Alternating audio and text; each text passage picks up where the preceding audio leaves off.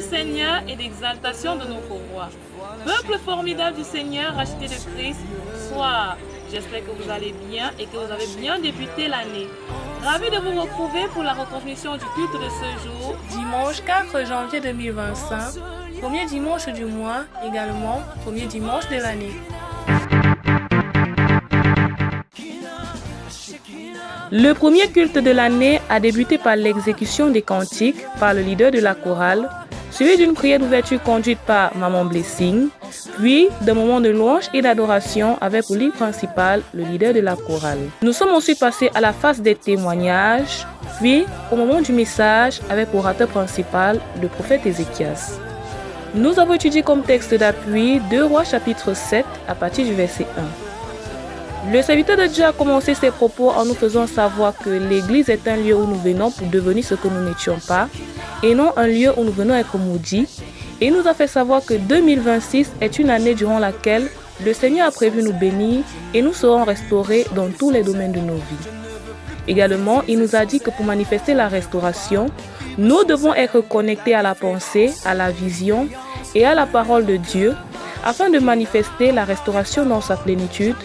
Et également que nous devons laisser notre philosophie à la maison pour embrasser ce que le Seigneur nous dira et grandir dans la foi et la parole du Seigneur. Après cela, le serviteur de Dieu nous a fait savoir qu'il est hors de question d'entrer dans l'année 2026 sans objectif, car ce sont les objectifs que nous avons qui nous permettront de pouvoir placer notre confiance en Dieu et voir sa gloire se manifester dans nos vies.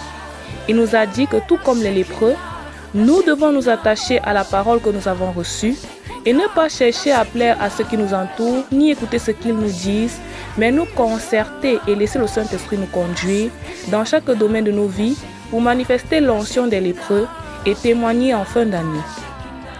Il nous a également dit, en se basant sur le livre de Luc chapitre 19, parlant de l'histoire de Zachée, qui était un homme petit de taille qui a failli rater la visitation de Dieu à cause de la foule, nous faisons savoir que nous aussi, nous ne devons pas tendre nos oreilles à ce qui nous entoure, mais plutôt tendre nos oreilles à ce que Dieu nous dit, car si Pierre a failli se noyer, c'est parce qu'il avait arrêté de regarder à Jésus pour regarder ce qui était autour de lui. Il a dit que la saison est la nôtre et que le ciel est disponible, que nous ne devons pas avoir peur de ce que nous voulons, peu importe la hauteur et la grandeur de nos objectifs, car le Seigneur est disposé à le faire pour nous et nous devons en profiter.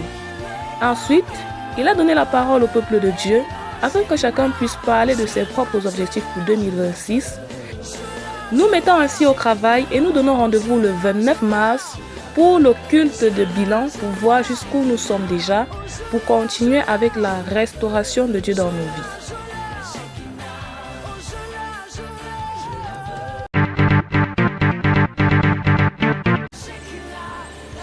Famille du Seigneur, voici en quelques mots dit ce que nous avons fait ce jour.